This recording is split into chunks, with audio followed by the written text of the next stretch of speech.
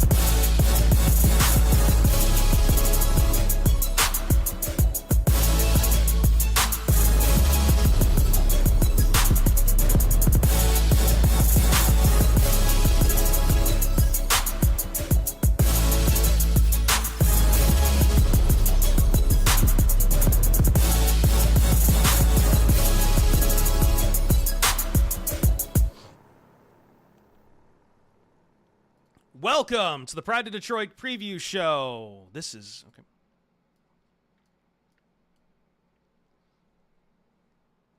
Welcome to the Pride of Detroit Preview Show, tentatively called the Purrview. That's right, the Purrview. Purrview. Lions don't actually purr. I think they might. I don't know. I don't know. Doesn't matter. What matters is we have the name for the show. Thank you to all the suggestions that rolled in here for the preview show name. We love all of you. This is a family affair. The Lions got off to a roaring start on Sunday Night Football.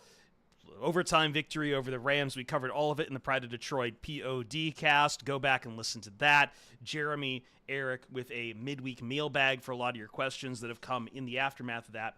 First, let me introduce the crew for this week. I, as always, am Chris Perfett. Chris Perfett on Twitter, P-E-R-F-E-T-T. We are live right now on twitch.tv/Pride of Detroit and youtube.com/@Pride of Detroit. There on those platforms, the POD cast, Purrview, etc., on podcast platforms, wherever you get those. Joining me once again is the man, the heir to the Bill Knapp's family fortune, and the man who makes sleeper picks, Brandon Knapp. Hello, Brandon, from @BNAPP blogs, BNAP blogs. Hello, Brandon. Hey, how's it going? It's cooler. For those who don't know, I live in the San Fernando Valley of California. This is our first day, I think, out of 10 days where it's not triple digits. What about yourself? Not doing too bad. Enjoying some last end of the summer heat wave over here, hitting the low 80s. So I'm sure you're a little jealous of that. A little bit. But yeah. But we're getting towards fall weather. Fall's almost here. I can see the leaves falling on the ground. So it's coming. Everyone's gonna go start grabbing apples, apple cider. One man who knows all about them apples, Morgan Cannon @MCannon313 in the rotation here for the Purrview. Hello, Morgan. Ealer, guys. But yeah, weather-wise, you can miss me with the 100 degrees, man. You've been out the Midwest too long, Chris. You'd be, because it was like 60 something, like on game day, sunny, breezy. That's paradise right there. But it'll shift a little bit, and I'll start to appreciate my conditions probably closer to December and January, because I believe in the Bill Belichick hoodies at this point in my life. I love winter though. You don't miss the snow at all as a Toledo boy? Oh, living on Lake Erie? God, no. No, I do not miss those sudden freezes at all. Not I like the slightest. The Detroit River is like half a mile that way, so I like it. I do miss going to the games. Ford Field is loud as hell. We have learned that, if nothing else. We talked about it in the first Purrview, that Ford Field was going to be a true, genuine home field advantage. And I could definitely tell, even on the broadcast for Sunday Night Football on NBC, that that place was a jet engine. Yeah, from the jump, man. Like, so for those that don't know, I go to every game, so I'm there. I've done that for years and years now. But yeah, it was rocking from the jump. Like this it's cool that this fan base is so tuned up. Like they get loud on defense. They know to get loud when they're in the huddle, and on offense, it's pretty quiet. There's a few stray like Jared Goff chants, and then everyone yells at those people, and then it stops pretty Yeah, quickly. I think that's going to be a learning curve a little bit there on the Jared Goff chance. Let me ask, so Beachy, you real quick before we get into the Buccaneers. One thing we learned from the Lions in Week 1, Brandon, we'll start with you. What do you think you really learned here? Well, it kind of does pertain to the Bucks matchup this week, but I think I really learned that the interior of the defensive line, once DJ Reader's here, is going to massively help the defensive line in general, especially Aiden Hutchinson. He had 15 pressures last week alone, and imagine if someone else is clogging that interior next to Aleem the Dream. Now they're not going to be able to focus on Hutch as much, and I love that combo, Hutch as much. Anyways, so it just seems like it's going to be a real big beneficial factor to the team when they have DJ Rader inside that interior because Aleem can only do so much. He's only getting so much help next to him as well with Marcus Davenport on the rotating bodies of Josh Pascal, James Houston, who I know didn't play last week. Doesn't sound like he might not even play this week too. But either way, I think having another body on that interior that can get some attention is definitely going to help the defensive line out greatly. Yeah, the James Houston thing's curious. I did see the quote, something to the effect that it was really a strategic decision to have him as a healthy scratch because he wanted to carry an extra DB into that game. So that might change depending on what kind of team they're facing. Definitely sounds like they wanted more personnel against against coverage, against the pass, against a team like the Rams. And I do think the Buccaneers, which we'll get into, kind of fit a similar, if a slightly different format as well. But we'll get into the Buccaneers in a second because Baker Mayfield had himself a week to start. Morgan, one thing you learned from the Lions in Week 1. I learned that the defense is different, man. Like Brandon just alluded to a lot of it, and a lot of it starts up front because I know people are like that really don't, I guess, look into the nuance of like rushing the passer. I saw it on Twitter already. They're like, "Oh, you guys are always talking about Hutchinson's pressures, but they don't convert to sacks." That almost made me lose more hair. You know what I'm saying? Because at the end of the day, it starts with pressures, man. You got to heat up Mayfield, and we're going to get into that. But you saw some interior pressure. Like Brandon said, you get Reader back. It's going to lead to more, not like Reader's going to command a double team. That's the easiest way I can explain this. So you're going to have Aleem and Levi and Hutch and Davenport in a lot of one-on-one situations. And while I don't think the tackle play is going to be quite as rough as it was against the Rams for the Bucks, they got a good duo in Gadecki and Tristan Wirfs. I think Gadecki's a little dinged up, so we'll see. But Wirfs is one of the best in the business, so it'll be a better matchup for them. But I do think this defense is different, a lot stickier in the secondary with Terrion and Carlton Davis. You saw Meek had a good pass break up there, so a lot to like and a lot to build on, I think, right? One thing I really enjoyed from the Lions in this game was showing that they have that second go at it for the run game. Now, I think they will have to take some time off from the run game. You did see it was kind of by design. You know, people are asking, why didn't you just run Montgomery the entire time? Well, you need him rested to really go and do what he did in overtime against the Rams. So it's going to be interesting. I think more teams, I kind of called it that they are going to be planning more and more for Amon-Ra St. Brown. The Rams did a good job at taking away St. Brown from the toolkit for the Detroit Lions. They happen to have, though, Jamison Williams ready to go and a run game that, honestly, the Lions both had a strong run game and also did a lot to take away the ground game from the LA Rams and made them fairly one-dimensional, which is something that could probably carry over against the Tampa Bay Buccaneers, whose ground game, I think, has a couple issues that could probably be suspect here. Let's talk a little bit. So the injury report is out right now. It's only in the no practice. We're recording on a Wednesday. I think some people were a little concerned to see Penei Sewell show up on the injury report and was not at practice on Wednesday. We did see kind of him get rolled up a little bit during the game. I know you were there, Morgan, and you had seen it. Penei himself, however, is saying that he's good, is the quote he gave to Dave Burkett, and no reason to think why he should not be playing on Sunday at this point. Yeah, that man hasn't missed a snap in like 2 going on 3, no, 3 years. I don't think he's not gonna. I have no worries about that. So I did see the Burkett article. That was nice to see, but I think they're just being cautious at the end of the day, which is great in my opinion. Yeah, especially when it comes to Sewell, you always want to just be cautious, even if it's just minor. Give him the day off. One day off is gonna help him out. He's still young too. What is he, like 22, 23? Yes. Still has 23. Yeah, so he's still a young dude. It's not like he's up there in age where he needs that extra rest to recover. So I'm not worried about it. Yeah. I did get scared though when he got rolled up on though, man. I watching that live, I was like, oh my. But then he got up and like kind of just stepped it off, and I was like, okay. But yeah, that was an early heart attack. That was like in the first quarter. To your The point, one that Chris. really spooked me was the Carlton Davis one, where he I guess he just kind of landed on his arms, knocked the wind out of himself there. Landed on the with ball. the turf monster. Yeah. Yeah. Because that he almost had a pick, but He almost had the pick, right? he definitely landed on the ball. That looked like it hurt, I bet. Yeah. It's I do hope one thing the Lions improve on is figuring out what's going on with the turf. I hate people think I'm blowing up a little bit, but that was a prodigious amount of slipping going on there right now, and I'm not quite sure what I think we're seeing it across the league in general right now, and I don't know if it's something I don't know. I still haven't gotten my friends from Texas A&M back at me about turf management. But They got the new turf from like Sheila replaced that after 2022, I think, and I think St. Brown on his podcast, he had Frank Ragnow on. Definitely go listen to that.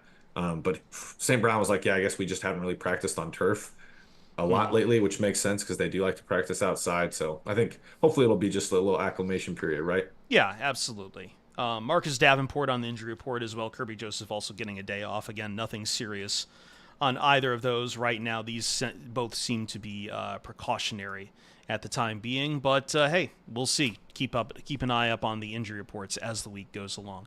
All right, I know you guys were at the Lions game last night. I do want to ask if you guys had time to watch any of Tampa Bay's game against the Washington Commanders. They rout the Commanders 37-20, and a lot of that was kind of just stat padding near the end for the young Jaden Daniels to put the Washington at that 20 number. Baker Mayfield in that game, 24 for 30, 289 yards, 4 touchdowns, kind of eye-popping numbers against a Commanders defense that wasn't really offering much resistance throughout any of this game. Yeah, I think the biggest threat that Washington gave, at least Tampa Bay, was just the threat of Jaden Daniels running the football with his legs. And even Dan Snyder came out, or not Dan Snyder, Dan Quinn. Jeez, wrong person. Wrong Dan. Dan Quinn came out and said that wasn't even like really the plan. They don't want Jaden to run that often. So I think that definitely had a play in the game for sure. But when it comes to Tampa Bay just knocking down the Commanders secondary, I mean, Washington's not Washington. Tampa Bay has 2 good receivers in Mike Evans and Chris Godwin. We know about that. They do have that rookie Jalen McMillan out of Washington. I know he only had a catch for a touchdown, but he still got involved, still contributed. And I really think that's definitely the strength of Tampa Bay is their passing game. I'm not sure who's really on the secondary for Washington. I'm not sure, how much star power they have, how much depth. I know the depth for Tampa Bay secondary is going to get tested, but I just really think it was just an easy matchup for Tampa Bay to kind of take advantage of. Well, to that point, I do know their initial injury report came out, and it sounds like their safety, Antoine Winfield, is going to be missing at least a couple weeks, so he's not going to be a part of this. Their CB Josh Hayes was also on the injury report as well, but it was on the injury report, did not practice. I don't think that's really a huge concern for them right now. Kalijah Cansey, though, he got injured, I believe, on Friday before week 1. And Cansey did not practice today. And he did not practice today, which could be worrying if you are if you're talking about Tampa Bay's outlook as far as the defensive line. He's kind of become something of an anchor for them. He's a good player, a disruptor in there. I did watch a good bit. I still got to finish the rest of it. A good bit of the Tampa Bay and Washington All-22. There's just a lot of miscommunications back there. One player's your boy Mikey Sainstrill being out. So he was trying to communicate. There was a lot of miscommunications there. You'd see that, like a lot of pointing pre-snap and then someone running free, which is what you don't want to see on you're a defensive coach. So yeah, it wasn't for Washington. You mean yes, yeah, yes. Excuse me, sorry. Yeah, with Washington. So it was a rough outing for a lot of young players there. Yeah. Yeah, I did see the Sanders still slip up. It reminded me of Carlton Davis slipping up against Cooper Kupp. It seemed like it was a similar kind of route where someone just quickly just juked him out, and except Carlton Davis fell. That's the difference there. But Sanders still, yeah, he's looking like a rookie. It is what it is. Yep, Week it's one, okay. baby. I really like that kid. I think he's going to be a heck of a player. So It Yeah. is for Buccaneers, though, a little bit of feasting on a we can go ahead and say it. I don't think the outlook for Washington this year was exactly great. It is week one. It is teams figuring out a lot of things, but I don't think we really needed to figure out that Baker Mayfield is a good quarterback in the NFL. Like, I think at this point, I think 2023 dispelled a lot of misunderstanding about both Jared Goff and about Baker Mayfield. In this case, Baker Mayfield came out there and really putting up the eye-popping numbers here, composing himself very well in this game and posting a rather fantastic passer rating, among many other things. Mike Evans, not a terribly active day for him. Still 60 yards on 5 catches, though, but definitely favored Godwin in it. It did not let me really kind of sit down and take a look too much at what was going on with the ground game, even though I know they used Rashad White quite a few times. He didn't seem effective on the ground. He did give himself a lot more from passing yards, 75 passing yards, so all said and done, 100 yards of scrimmage from Rashad White. And I guess he's going to probably be, along with Mike Evans, that's threats 1 and 1A for the Detroit Lions defense. yeah, I agree. Like they're loaded offensively, man. They pose a really tough test when they're out there in 11 personnel, and they have 3 wide receivers. I like Cade Otton too, their tight end. He's a good player in his own right. Can stretch the field a little bit, some run after catch. So yeah, they gotta. Mayfield's comfortable in this offense. That's kind of what I saw. He's really comfortable against Washington. I hope that he doesn't feel that comfortable at Ford Field on Sunday. But he was hitting his back foot and just spinning it, and he was like throwing with anticipation. And seeing Washington was trying to disguise what they were doing pre-snap, but it was almost like Mayfield had a beat on it and was able to just see through it. Brandon, let me ask you, since you had some notes about this, Baker Mayfield, he's definitely a threat compared to Matthew Stafford. They're both good quarterbacks to start the year. How different is Mayfield in your mind as a quarterback threat the Lions have to game plan for versus someone like Stafford? It's all about the legs. Like unlike Stafford, Stafford can move around in the pocket if need be. He can gain a couple yards if he has to run, kind of like Jared Goff, but he does not have the threat and the speed of Baker Mayfield. Not that Baker Mayfield is running a 4.340, but the fact that he can at least quickly escape a sack or two and quickly extend plays, even if he doesn't rush for any yardages, if he's able to run out to the right or the left in the pocket, or even get out and kind of make a play happen, or even find a guy quickly in the flat, something to get a play moving along and keeping his legs running around, it's going to be bad for the Detroit defense, who struggles all the time with containing scrambling quarterbacks. They did it pretty well last year against Baker in the playoffs, but it's a new year. Fresh legs compared to beat up legs after 20 weeks of playing. So it's going to be somewhat of a challenge. That's the biggest difference I see between the two. I also think Stafford is I agree with all those points. I think Stafford is a next level thrower of the football too, though, because watching that Rams game, just like the playoff game, he kept them in it because he's just making crazy throw, and he was just unaffected. Like Dan Campbell said, they were getting a lot of hits on Stafford, but it's almost like it made him play better.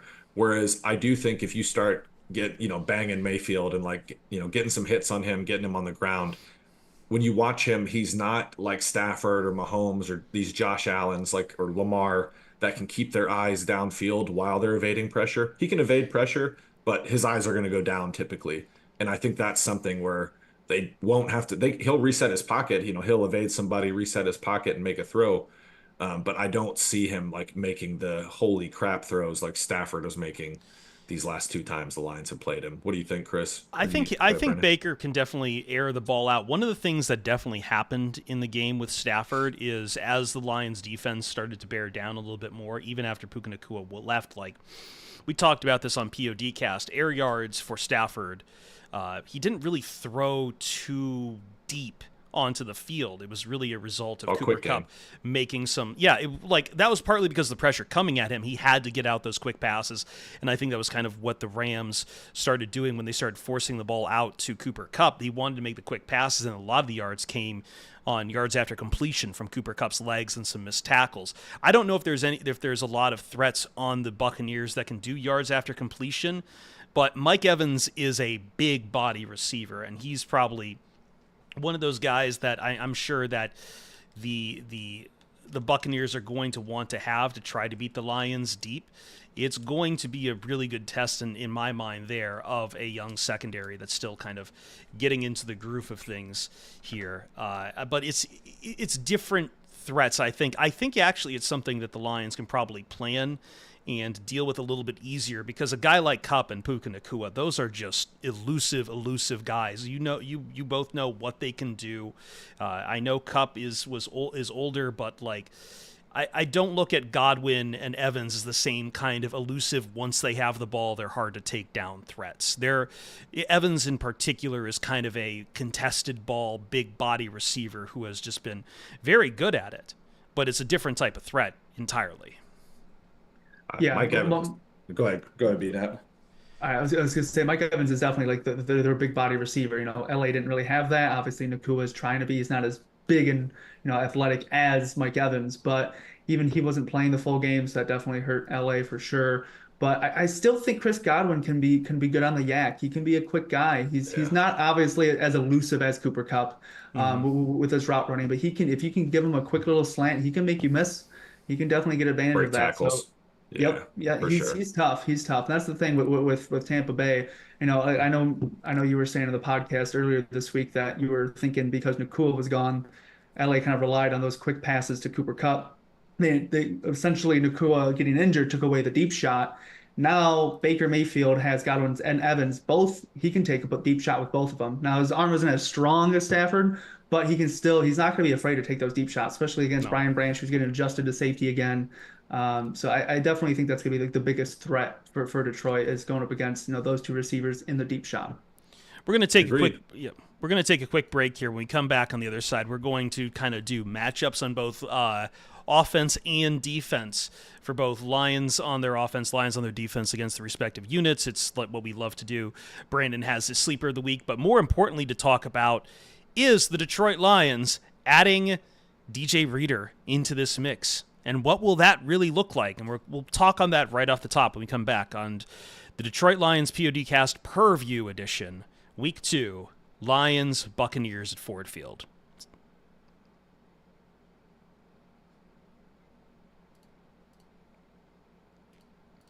Hello, everybody. Hi.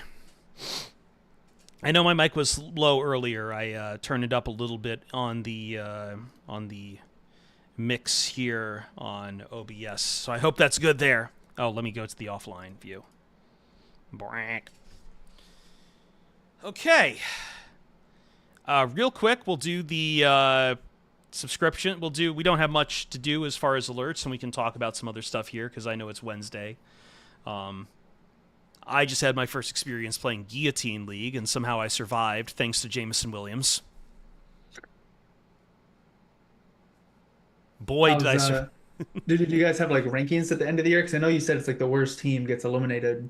No, each week the worst team gets each week the worst. Yeah. So for those in the end, it doesn't matter how many points you get. Like week 1, I had a great week. It doesn't matter. Week 2, you could have horrible week. And like the bidding, it does determine waiver order, and it does, but also it's a bidding waiver wire as well. So it's a very interesting format. This is my first time playing it. I mostly bring this up because, as people who know, I was at Fox Sports Radio because I had to record over there for PODcast. I think everyone comments on my background. As I was leaving, the guy who was in last place, he wasn't actually in last place to start Monday Night Football, but the guy behind him had long story short, he had Christian McCaffrey, and he didn't have him out of the lineup. If he was watching because he needed George Kittle to basically get less than 7 points or like less than, I forget what it was, but as I am leaving, George Kittle catches a ball and I hear a scream from the edit bay. Just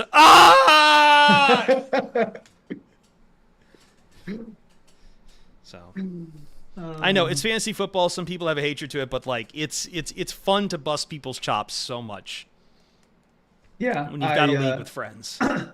yeah, in my fantasy league, I had I left T. Higgins in Oh because I no. thought he'd be able to play, and so I had to flip him around for Blake Corum. So I figured, oh, Blake will get like a carry or two. He'll do a little bit of something. Did nothing, which is fine because I ended up winning by like 60 because JMO went off. Like my whole bench was going off, so that was my only regret. So Blake Corum's getting cut, so it's okay. Yeah, I think I dropped him as well. Sorry. I don't think is chat not showing up. I don't see it on the Yeah. stream. Oh, that's unfortunate. Twitch chat. Very bad. Oh no. Yeah, it's. I'll have to let Jeremy know. It's just not coming through at all. Hmm. So, Well, we'll stick on the view anyway. I apologize to both. I have both the live chats for YouTube and Twitch up right now, so I at least see what the folks at home are saying. So you see, no, I know you see chat fine. I mean, on like the graphic on our screen. Like we have that live chat box. It's supposed to be showing chat from both YouTube and Twitch, and it is not. So, Anyway. I don't know about you guys, but like by the time Sunday Night Football came around, mostly because I have to watch the rest of football, as for all my other jobs, like I was almost half exhausted. There was definitely a point where I was like struggling to keep up. Can't relate. I was loving it because like the first half of like the games, they were close, but then like, team A was up by 10 or 7 points, Yeah. and by the second half it was a completely different game for a lot of games. Yeah, I think So, the afternoon slot was at least passable, and I could pass on Monday Night Football. I think there was something though to having that Friday game where it's just like I've just done 5 straight days of football. Yes. I'm only tired because tailgate started at 2, man. I can't do that no more. I'm still reeling. Well, you got a nice early tailgate. I thought you would appreciate Yeah. this. I did see Matt Rule, the coach for Nebraska, says he wishes he could kick off every game at 9 a.m. and just do kegs and eggs for Yeah. tailgates. Like you're lucky. That's one thing I envy about the West Coast is like being able to like your Lions Get up games. Well, early. back in the day, they used to all start at 10 a.m. That would They'll be start at dope. 10. Yeah. Well, on one hand, I was still working overnights for a long time, so it was more like I'm getting off work at 8 a.m. I'm trying to catch a nap and trying to then turn around and watch it. And now it's like I'm at work while the game is on.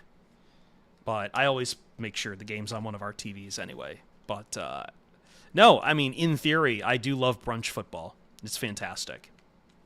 yeah, Eggs it's are definitely something. Go ahead. No, I was just gonna quickly say eggs are one of my favorite foods. So like any chance I get Uh, for breakfast. Now, how do you feel because I guess us on the East Coast get a taste of it whenever they're playing out in London, so they have, a nice 10 a.m., 9 a.m. game. How do you feel waking up at 6 a.m. and the game's already half over? You have to Well, wake up at again, 9, this 8:30. is one of the benefits of working overnight / early mornings. I'm at work by 5 a.m. Pacific. Okay. So otherwise, I would probably not be up for it. That's I'm old, fair. bro. I wake up at like 6 a.m. naturally, to be honest. So, Oh, I'm a bit of a night hawk if I'm allowed to. yeah. I mean, I see a go big red. Hey man, Nebraska looks good. I like Nebraska this year.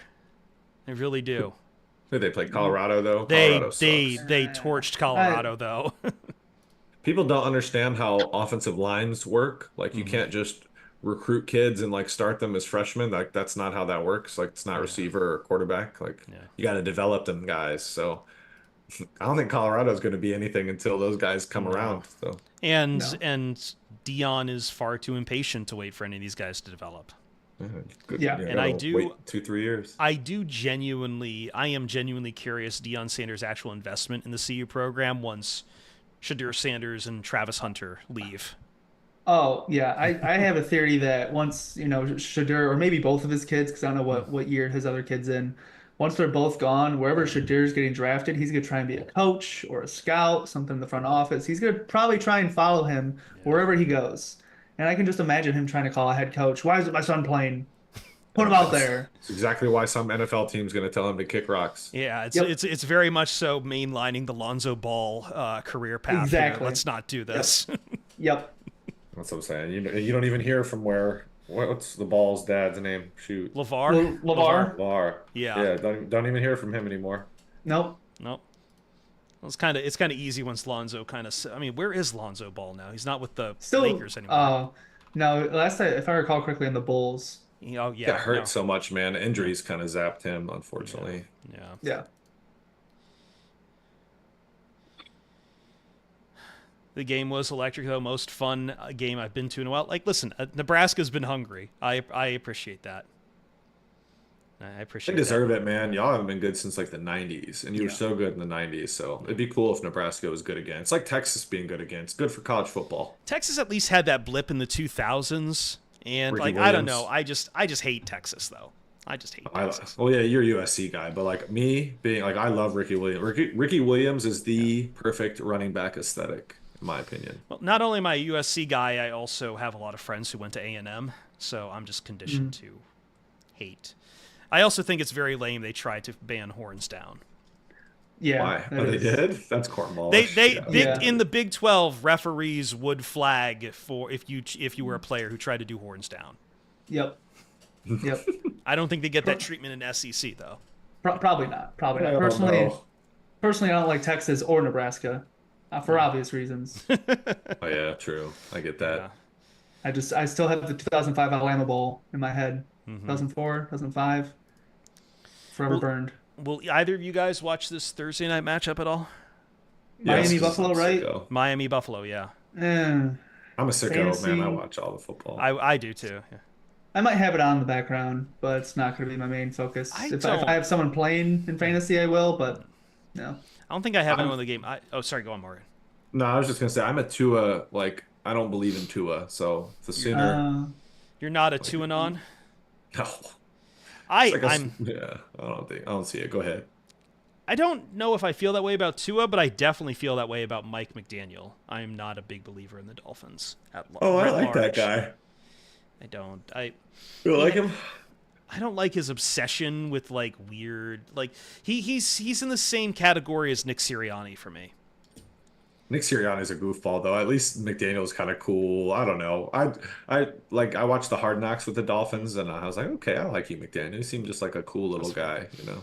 Yeah. I'm just not sure the Dolphins are really that good this year, to be quite honest. Like they're getting a lot of attention to Tyreek Hill and Tua and that connection and the offense, but I don't know. I thought the Jaguars kind of gave that game away at the end. Mm-hmm. Yeah, they certainly did. Yeah, I was nervous because I had Miami in my parlay, and Yeah. I was really hoping Miami would pull out, and they did. So Dang, that was a. I ran. I saw that. And I was like, man. I know a Oh. lot of people out of the survivor pools also just very I just know a lot of people took Bengals in survivor pools, and my heart's Yep, out to you. I They're in avoided them. trouble, son. They're in trouble, in my opinion. They The got whole cheap owners. I didn't know they got to run across a city street to get to there. That's some hood Oh yeah, stuff, no, bro. that's Mike Brown stuff. That I mean, Paul. Yeah, it's Mike Brown. Paul like Brown. they've Mike. he's always been known as the cheapest. Like I think I don't know if people remember this when it was Marvin Lewis was their coach. He only had one scout. Mike Brown would only pay for one scout on his payroll. Just one. What? Their entire department was Marvin Lewis and one scout. No, that can't be. I Are am you not. serious, I bro? am not fucking with you on that. I am not. That's not. How do Broke you boys, think? I would be selling. That's when you see, man. That's why I get mad at these Lions fans. Remember all those sell the team chants? The forwards were messed up a lot, but they never been cheap, man. Yeah. I would be freaking out if that was my owner. I'd be like, bro, go get your money up, get the heck out of here, sell this thing to Dan Gilbert or whoever the heck wants to buy it. But that's crazy. Holy heck, Wow. that's wild. Here, look it up.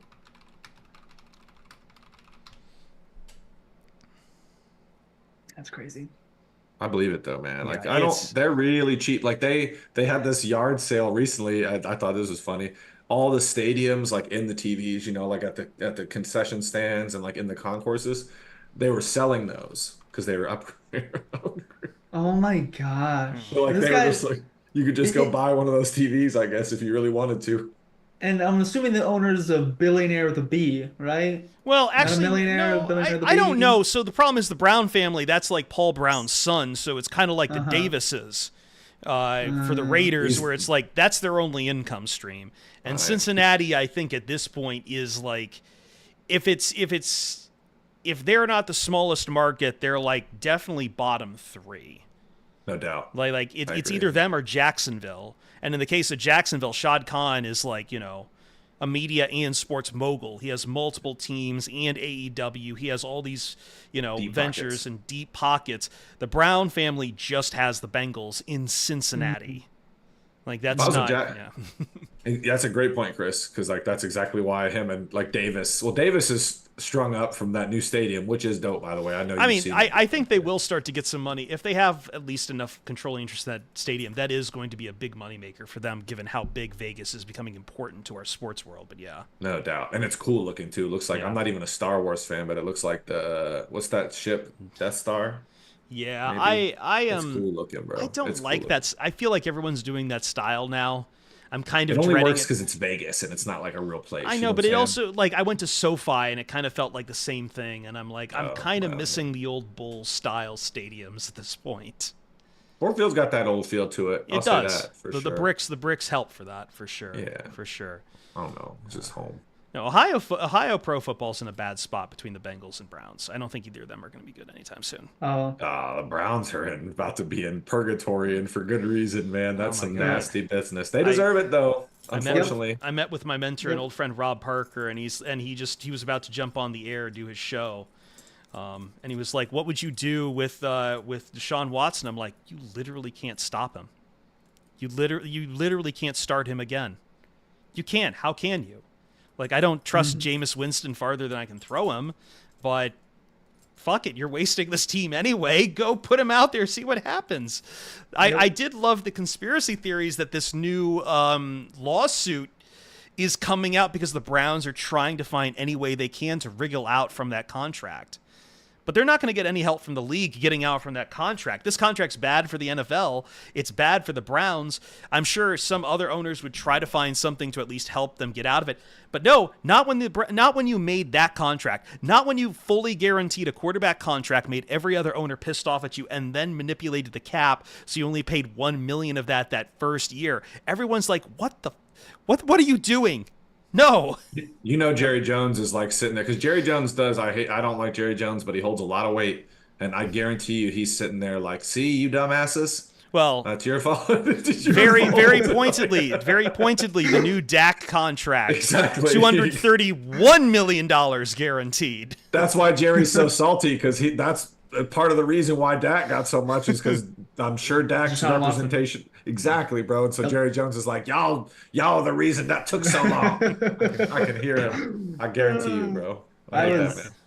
I was cracking up at the radio spot that you retweeted, Chris, of the Cleveland radio. Oh, where yeah. Someone called in and compared the QBR rating for Deshaun and Baker Mayfield, and the host just freaking out. Oh, I did see that. There's a lot of people who are in denial in the land, unfortunately. I do also know plenty of Browns fans like, who was it, John Fanta from CBS Sports, who just was angry as hell. I think he had a great line. It's like the only thing that's nice right now is the sun that's shining on my face. And it probably shouldn't be. I mean, yeah, you made a deal with the wrong devil, man. That's the way I look at this. No, it's just a dumb organization. Unfortunately, like, I don't know. I feel for some of the fans, but I also know some of those fans are also hyper defensive at the same time too. What can you do, Yeah. though? What can you do? But there's turds in every fan base. But yeah, I saw a lot on Twitter like they were people making light of the sexual assault thing and everything, and I was like, yeah, that's a bad look, Yeah, bro. no, thank you. I don't go with that. Anyway, Yep. we should get back into it. Sorry, I just like talking other football stuff sometimes, folks. And yes, the Tigers are. Is it 7-1 right now? Bro, they're so much fun. I've been watching baseball. That's how you know I it's don't fun. know if my heart can take both Lions football and playoff Tigers at the same time. I could give it to me. It's Yeah, been it's still fun. 7-1. I Bro, the Tigers haven't been relevant. Everyone wanted to pile on the Lions for all these years. When was the last time the Tigers were relevant? 2016? 2014. 14? Yeah, They stopped being relevant once they got swept by the Orioles. That was 10 years ago, cousin. That was a long I know, time. but I lived and died with those Tigers teams those 3 years in those 4 years in the playoffs, and that's why my heart can't take it. My heart cannot take. I have PTSD from the 2013 ALCS. I was sitting in a Outback Steakhouse with my head in my hands. Why are you at Outback Steakhouse watching? It was Savannah. It was Savannah. It was the only place I could go out for the game, and I didn't want to be home. Like I went out there. Awesome Blossom's great. Don't dog on him. I love those too. I had my head in my hands, watching 7 innings of careful work by the starters, just for Big Papi to come up and just demolish something off of a middle reliever. And I've got on one side, I've got a Clemson football fan trying to tell me how good his program is, and they clean after themselves at tailgates. They're not like those degenerates down at Florida State who leave trash out in front of Doak whatever stadium. Like, no, we have respect for our we clean up after ourselves. And on the other side, I've got a nice old British couple who have no clue why the fuck I'm losing my mind. The Brits never get it. Yeah, it's like, well, our sport is soccer. I'm like, I don't care right now. Shut the fuck up. Yeah, definitely don't talk to me about soccer during football. I'll fall asleep. Like this is my dread. I watch games with meaning with dread in my heart. Right? I do too, but cannabis helps typically. It will feel like I will say, Tigers make the playoffs. It will feel like free money. Time to party. It's free money. It's free money at this point. You're a year or two early. Agreed. Yeah. If you're there early, just enjoy the ride. Literally, you don't have those expectations. Because I was expecting them to maybe make the playoffs, and if they do, great. If they don't, we're one step away. We're fine. Oh man! And at the same time, the thing is, for those who need to know it, you also need the Twins to lose games as well. Right now, they're down 2-1 to the Angels. Nice. So, fingers crossed. But let's get to segment 2, because I know we're Clemsoning is back. Yeah, if you ever want to get a lot of people angry at you, just go on to Reddit College Football, and anytime Clemson loses, just call it Clemsoning, and there will be about 10 Clemson fans with Tiger. There'll be about 10 users with Tiger paws next to their username, trying to tell you the definition of Clemsoning, how you're using it wrong, and that makes you a bad football fan. I don't care. I hate Dabo Swinney, so I would just be mean, just to be mean. I don't like Clemson fans. I think that is the coolest stadium. I love Howard's Rock. I love everything about Death Valley. I cannot stand Clemson fans. I wish Swinney would fall when he does that run down the thing. That would make me happy. I do wonder sometimes if someone is going to ruin their leg running down that hill. I hope it every time. I don't want to see people injured, but Swinney, just Swinney though, no one else. Swinney. Okay, fine. I just don't. I think he's a bad guy. Yeah. Otherwise, I hope everyone's safe and healthy. He also doesn't believe in NIL, so yeah. I was about to say natural selection is going to remove Swinney once his contract stops being huge. Yeah, he's gonna be at the MAC. He's gonna be at the MAC coaching Kent State. Hey, do not disrespect the MAC. I went to Eastern. Not after the week NIU had NIU. Yeah, they took down Notre Dame. That was fun. Shit. Yeah, that was nice. All right. I'll get back to it.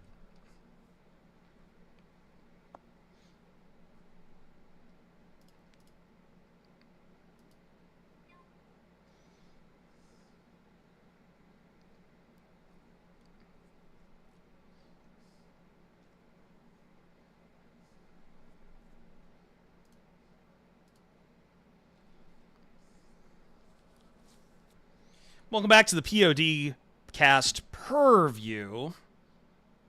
I have to wear that around in my throat a little bit and see if we can make that work. Let's start by, we're going to get into matchups, into individual assignments, and things of that nature, guys who we want to see improve or another good game out of. First, though, off the top, Lions are really looking forward this week to the inclusion of DJ Reader along the defensive line.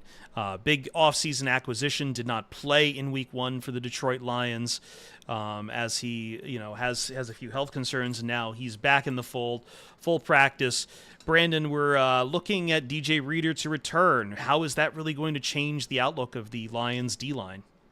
I think it's massively going to help already like a good run defense, but it's going to make it even more stout, more tough for Tampa Bay to kind of run on Tampa Bay. Rashard White's not bad of a running back, but like Morgan was saying earlier, they do have Tristan Wirfs out at tackle, so that's gonna be a little tough. But he ain't playing guard or center, so that interior is definitely gonna get some advantage points there. Again, with DJ Reader being there, Hutchinson's gonna get the advantage for that the most. Out of all the defensive line players, Hutchinson's going to be so grateful that there's finally more pressure than just Aleem the Dream in the middle. He's able to finally get one-on-one matchups, hopefully maybe get called for holding more than once or twice, but actually beat the tackles and get home to Baker Mayfield, or at least keep him contained, make sure he's not scrambling around. Yeah, I think the key to this game is really going to be that interior pressure. And they have a good core for their interior offensive line. Like we talked about earlier, they got Ben Bredson, the Michigan kid, Graham Barton. This is their first round pick out of Duke this year, if y'all remember during the pre-draft process, like his game. And then Cody Mock, who they took last year. I can't remember what round off the top. So it's a good young core in there. I wonder how it's going to, because DJ Reader is that dude when it comes to like everyone listening to this, like y'all know, like DJ Reader commands double teams. He can two gap. So I think having Reader back allows you to commit more assets to slowing down the pass. And ideally, you can, be really good against the run. And if you can make the Bucks one-dimensional, I do think it's going to make it easier to like hurry up Mayfield, speed up his process and hopefully force some errant passes. That's kind of how I look at it. Yeah, I think when we're talking about getting to Baker Mayfield, it is kind of getting some of those mistakes out of him. Obviously didn't really get. I haven't looked fully at the Washington game. I did not really see him with a lot of hurried passes in that game, though. So definitely something he hasn't been tested on this season. DJ Reader, a huge piece the Lions are really depending on for like both sides. Let me ask you guys, because I thought Alex Anzalone once again started the year phenomenally strong against the Rams. As we look at the linebackers, I really do think it remains a huge core of this team and how they want to play certain games. So is there any notes here besides we just want Alex Anzalone to have another monster game, or do you need to see Jack Campbell get more involved, or and anything on the LBs? I think go ahead, Brandon. No, go ahead. I was going to say with Anzalone, I think we're seeing why the coaching staff, remember when 2021, when he looked bad and everyone was like, oh, Anzalone, this, I'm like, guys, right now it's pretty tough to play behind that. The Lions defensive line didn't have a lot of teeth. We'll put it that way. It's a friendly way of putting it, and we're not being too mean. Now you're kind of seeing what he can do when he's kept a little cleaner, because he's a very good athlete. He's been around a while now, so he knows what's going on in front of him.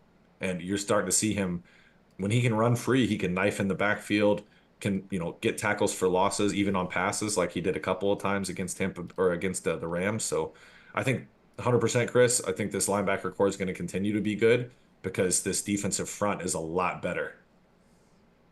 Yeah, 100%. Anzalone is definitely. When the Lions signed him originally back in 2021, I was like, okay, he's got some experience. He'll be helpful. He'll be a good veteran that can kind of help lead the room. And now he's just elevated his game, completely different player.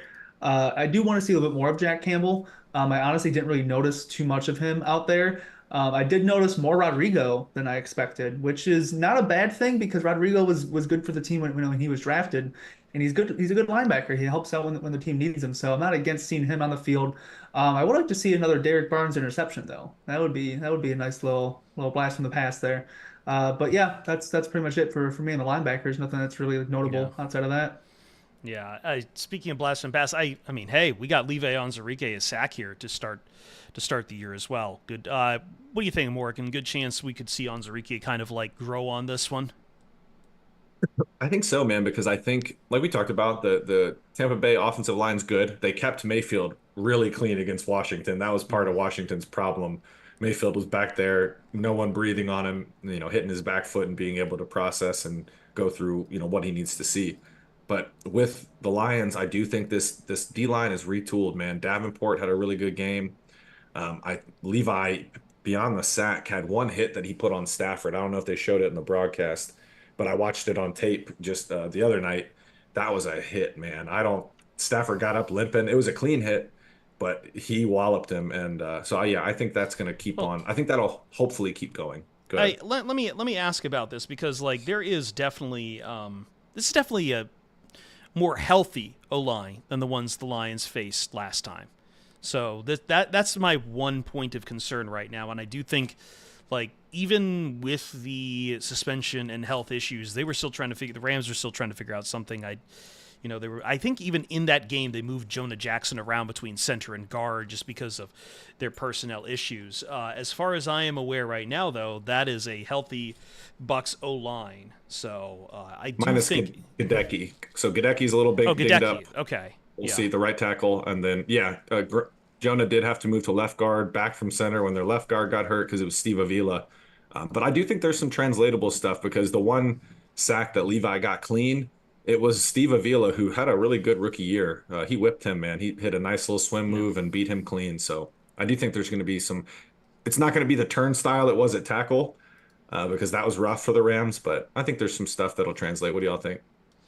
Yeah, I think what speaks the most is while the Bucks interior isn't bad, you mentioned it earlier, they're young. Bredesen's been in the league for a few years, but you have a rookie center who's normally playing guard. I know he can play center too, and you have a second year guard. DJ Reader is how long has he been in the league? A decade, roughly, maybe that. Some abouts. So he's gonna know some tricks. He's gonna teach these young kids some new things, and they'll go back and watch the film and learn. Okay, I gotta get ready for this the next time I play someone at that caliber. You have to deal with double teams. Him and Aleem are definitely gonna have some good moments there. Graham Barton never had to block anybody like DJ Reader in the ACC, baby. Oh no, oh no. Uh, You mo- know, Moving on to the defensive backs, just real quick.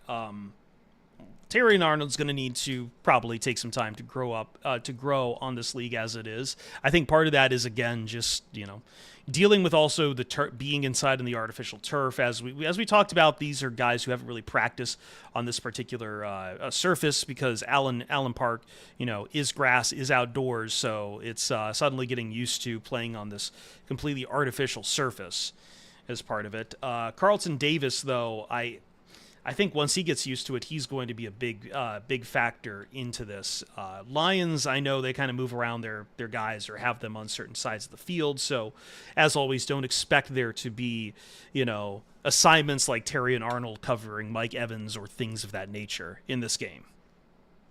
I don't think so. I think they'll let them play it straight up just because Terrion and Carlton both bring a lot of the same, traits to the table in terms of being physical, being able to run and flip their hips and, jam people at the line of scrimmage. So I think they're going to just stick to sides and go from there. But what do y'all think? Yeah, I think having Carlton Davis on the team helps in this matchup because he went up against Mike Evans and Chris Godwin for years. So he's probably going to give Terry on and the rest of the defensive backs some little tips, maybe some giveaways, and maybe some little signs that what route Mike Evans is going to run. Maybe he does a certain signal, maybe he does a certain motion. So I definitely think it's going to be a good test for Terry on though. Outside of the pass interference penalties that he had that were somewhat costly in my opinion against the Rams, he did fine. So it's just going to be definitely another big test. He's like, welcome to the NFL. You're playing two good, groups of wide receivers back to back weeks. So it ain't going to be easy for him. And I don't know if Baker is experienced enough like Matt Stafford, where he's going to specifically kind of target him and know, like, okay, he's a rookie. I want to make sure I'm going to test him. I want to see how good he can be. I don't think Baker's that kind of guy yet. I don't know if he's going to be able to kind of do those kinds of things for sure. Stafford almost sees into the future, man. I just wanted to make that point. Like, I really do want to illustrate the point that like Stafford is one of them ones, like, and even in this stage in his career. So, and like we talked about, Mayfield's playing some good ball, but I do, like you said, B Nap, I think it's a little bit different tier of a thrower and like being able to process. Moving to the other side of the line, Lions O-line versus the Bucs D-line. Again, we don't know if we're going to have Call or Kalijah Cansey in this game, but Brandon Vita Vea is something of a threat, and this is a Lions team that really needs to. One of the more like, oh no, this might be some trouble early on, was the sack that Jared Goff took pretty early in the game. So as always, the name of the game is keeping Jared Goff upright, and last time around, the Bucks did some numbers on the Lions run game, and it's showing that that's more and more of their identity here in kind of year 2 of this pursuit. So how do you look at this matchup here and how the Lions tackle it? Yeah, it definitely starts with Vita Vea on the interior, just because he is just a massive dude, and he's just so strong, so good at stopping the run. He can get to the quarterback too if he needs to. So that's gonna cause some issues for Frank Glasgow and Zeitler. They're gonna have to deal with him. But another, defensive lineman that's going to be somewhat of a threat. I think he's still kind of recovering from his ankle injury. He's going to be Yaya Diaby. He was their leading team leader in sacks last year. And he's off to a slow start so far. Didn't get really anything on the stat sheet. I think he had 5 pressures against the Commanders. I think he's still kind of working through that. So he'll definitely give Sewell some kind of competition there. I don't know if Sewell, if he's not 100%, can he withstand? Does he have to take a play off real quickly? Bring in Skipper. I know Morgan here loves staying Skipper, but maybe they bring in Skip for offensive tackle 6. Have him help next to Decker or help next to Sewell. So that's going to be another threat. But when it comes to the defensive line as a whole, it definitely does depend on Logan Hall and Kalijah Cansey if they can return. Because if it's just Vita Vea, they can double team him. They can kind of give him the focus. But if they have to worry about Cansey at least, that's going to be a whole nother monster that they got to try and handle. Yeah, like Reader, Vita Vea is the guy that you can ask to two gap, that's a rare trait, and that's why the Bucks can be so versatile with their like fronts that they present to offenses, because they have just an immovable force in the middle, and he has some good pass rushing chops too. And I love that you made the point about Diaby. I really do like his game, and historically, speed rushers do back in the day gave Sewell some issues just because it like presents like a unique set of challenges. But I do think he's cleaned up, his technique with that over the last couple years. But yeah, I'm right there with you, man. I think it's nothing that the Lions offensive line can't handle if they're, on their game. But the Bucks it's no joke. It's a good front. Probably a chance to at some point see some of the heavy tight end sets as well. Get some Parker Hesse action out there too. Let's before we get to the rest of the offense, just because I don't want to accidentally step on Brandon's sleeper here. If you want to get to the nap sleeper of the week. So I like to consider last week a W with Levi Onwuzurike. He didn't, blow up the world, but he got a sack. He got some pressure. He did well. Yeah, he did well. He did well. This week I'm going to go with Khalif Raymond.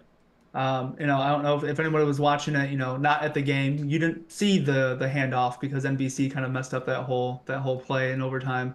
But I think Khalif Raymond can kind of take advantage. St. Brown had some limitations last week. He wasn't able to get open, or if he was open, Goff wasn't looking for him. And the same goes with Khalif Raymond here. I think all the attention's going to still be on St. Brown. Jamo's going to draw a little bit more attention. But with that banged up secondary, that's going to have, some backups playing most likely, especially at least at safety since Winfield is out. I think, they're going to still try and focus on Jamo and St. Brown a lot, where Raymond's going to take advantage of that. He's going to go up against someone that's younger. They're like, okay, he's a rookie. Have him go out and cover Khalif. It's the wide receiver 3, wide receiver 4. He can do fine, and Raymond's going to show him that even though he's wide receiver 3, 4, he still has some respect to his name. So I think Raymond could have a couple good catches. He's not going to have a blow performance again, but he's still going to be the underrated player. I think that's definitely going to step up. Love Khalif. I love that pick, Brandon. Yeah. As far as the run game goes, I think that we had a very monster game from David Montgomery. I think this game is going to be the one for Jahmyr Gibbs. The Rams were able to throw a lot of big bodies out there. Gibbs kind of was struggling to get, and were really bringing selling to really stop a lot of what Gibbs could do, blocking up a lot of holes that he was trying to get through. But I think that'll be a little more effective against Tampa Bay Buccaneers. I mean, David Montgomery is going to get his, but I think that Jahmyr Gibbs was always a step away from having some breakout runs last game. And I think that was the game. What's that? I was gonna say that was the playoff game when Ja went off, when he stiff armed Antoine Winfield at the end of that, in the playoff game. So I would love if Ja went off again, because that was fun. Unfortunately, it won't be against Winfield because he will not be playing in this game. But yeah. Yeah, exactly. But yeah, I do think the linebackers, I'll be interested to see over the course of the season, because Levante David's been a great player in this league for a really long time. They got KJ Britt when they're in nickel. That's typically what they're going to roll with personnel wise. So those guys might be under a little stress because the Lions have a lot of weaponry that can affect linebackers, Sam Laporta, Jameer, Monty out of the backfield. So yeah, I agree with that. It's going to be that'll be something to watch for sure. And I do agree with Brandon that once again it might just be hard sailing here for Amon-Ra St. Brown. I don't think he gets put down for a very long time though. At some point, I do think he has always kind of had a couple of slow starts every now and then to the seasons, and then you just really see him get going. But just a matter of when, not if. Yeah, I'm not worried about St. Brown. He can't be putting up monster stats every week, and it's not like he's Calvin Johnson where he's getting triple covered. He'll get open. He'll find his ways. He's shifty. I'm not worried. And he's about out there throwing blocks too. He's throwing some monster blocks out there too. He's listening to the J-Mo Ben Johnson rule: no block, no rock. So he's fine with that. Yeah. Anything else that you'd like to see from the Lions offense in this game? Anything that they should grow on, or anyone else you think is going to stand out in this game, guys? Nothing off the top. I think if the O-line can just dominate again, that'd make things a lot easier. Because I think this line is the cream of the crop, man. So if you can get rolling and start resetting the line of scrimmage, you could be in good shape. All right. Yep, 100% with Morgan on that. The O-line is definitely the most important factor in this game. Well, let's go ahead and then get to the last segment we do here, and it's one I'm taking, kind of take from our first bite days, things we think we know. We don't like to do kind of score. I don't like to do like score up predictions. I know, Brandon, I think you have a score prediction written down here if you want to get to it. But I like to say I think I know that this is going to be a bit of a tougher game for the Detroit Lions. Hard to go 2-0. You're at standing at home again. You got a lot of the willies out on the first night. There needs to be a lot cleaned up, especially in the third quarter offense. That ultimately was where the Lions got in trouble on Sunday. Was you just were not allowing you had these long drives for the Rams, these 13-play drives that just left the defense of their back heel the entire night. You cannot come out and then just go 3 and out. I don't know what it is about the third quarter that has continually plagued the Detroit Lions through years, but it is something that they need to clean up on and just get first. Don't worry about any big stuff. Just first downs, sustaining a drive, letting the defense get some rest out there. Just more. I think that this is a game. If the Lions win this game, it's going to be because they're going to put out more tempo. They're going to put themselves out there and show that they're the ones who can control the ball. Because time of possession this last game was not pretty at all until overtime. There, I believe the Rams had a 10-minute delta on time of possession. Not great. Complimentary football, baby. The Lions were not playing really well. Jack Fox was helping out, but offensively they were not playing complimentary football. And to be fair, there were some Jack Fox punts that kind of got, again, because of turf monsters and everything. It's that could have been pinned right there if not for who was it that kind of slipped into the end zone? Rakestraw. Straw. He was so mad at himself, he was just going a little too fast there. Yeah. Yeah, too hot and heavy. That was right in our end zone. The whole I saw him running and I was like, slow down. But yeah, you could tell he was like, dang it, man. Yeah. So. All right, Morgan, what do you think you know in this game? What do I think I know? I was debating between a few things, but I think I'm going to go with I know that the Lions are going to sack Baker Mayfield at least 4 times. So, not crazy numbers, but I think that's enough. You sack him 4 times, you start speeding him up, you hit him a lot, in my opinion, and he's not someone who's going to continue to hang in there and do what Stafford did last week. That was incredible. So that's kind of what I'm banking on for the Lions to take care of business and start 2-0. Well, Morgan, you stole my idea. Damn you.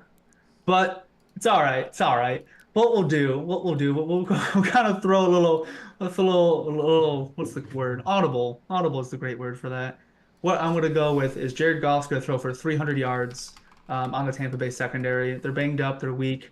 With that, I have the Lions winning 31, 24, 21. I see them covering the spread of 7. Tampa Bay, I think that defense is going to cost them in the end. Detroit's just going to be scoring too much. They're not going to be able to keep up. So that's why I think it's not going to be as close as it was against LA. It's a big spread to your point too. Like the 7 points is a lot, right? What do you think, Chris? Yeah. Like you're more tuned into that. Seven I and know a, you are, so Brandon. I think they are like 7.5. I do know from the weekend, this is kind of for the guys in Vegas, second verse same as the first. The Lions are a liability to sports books. I believe I heard one of these sports betting handicappers at I believe it was BetMGM mention that over the weekend for us. Like, it's just because Michigan people out there bet their teams very heavily, there's a lot of money on the Lions. And bookmakers, you talk with any bookmaker, any of the guys that won the books, they'll tell you the Lions are one of their biggest liabilities among any NFL team this year. So they're going to be big lines. They're going to have those hooks. 7.5 is one of those numbers that I think like begs sharp money to not take, because you're on the, like, it's key numbers, right? Like the Lions were what, a 3.5 point favorite with the Rams. Again, same deal there. The half point indicates that you're not going to win with a field goal on your side. So it's something that I think this is less about, I think, what they think the Lions will do. It's more about like, this is the kind of action we're getting in. Partly it's, yes, the Lions are that good. They should be, almost a touchdown favorite, but they're definitely going to get some juice because of that kind of Michigan public money. Michigan's a huge market for books like DraftKings, for BetMGM, for FanDuel. They just have to always keep that in mind. Oh, that makes sense. I like it. It's a playoff team. Someone put it in the chat on Twitch, but Bucks are no slouch. They're a playoff team, and they took the Lions to the wire in the divisional round. So, but like you said, they're a good team. So what a time to be alive. Yeah, it's always funny talking lines, because on betting lines, because the spread is on one hand, it is an indication of like where you think those teams are at. On the other hand, in the case of the Lions, when you get so much public money like this, it does kind of warp and skew things. I guess if I had no handle to it whatsoever, I'd maybe go like a few points lower, like a 5.5, and that kind of puts them in a no man's land. But I get it. I totally get it. So, and Ford Field itself is becoming very loud, and who knows? I think that's my prediction. If I'm going to have anything, is there's going to be a little more false starts this time. The Rams, I think, really were practicing to deal with that noise. I don't know if the Bucs are going to get in that same kind of practice and that same kind of discipline. As you say, it's a bit of a younger O-line as well. Yeah, and teams in Ford Field now are on silent counts from the jump. Mm-hmm. Like, you can see it. They're on silent count because you're not going to be able to hear, man. It's cool. Yeah, it's very cool. All right, we're going to wrap up the Purrview. I'm still sorry if I pause every time when I say that. I'm still getting used to it. It's not in my lexicon just yet. But thank you again, Brandon Knapp at BNapp Blogs, BNAPP Blogs. Did I get that right? I can never. BK. This is Bill why Knapp's my great grandfather. You can't forget it. Come on. I know. I hate spelling things out. Morgan Cannon at mcannon313. Guys, it has been a pleasure once again.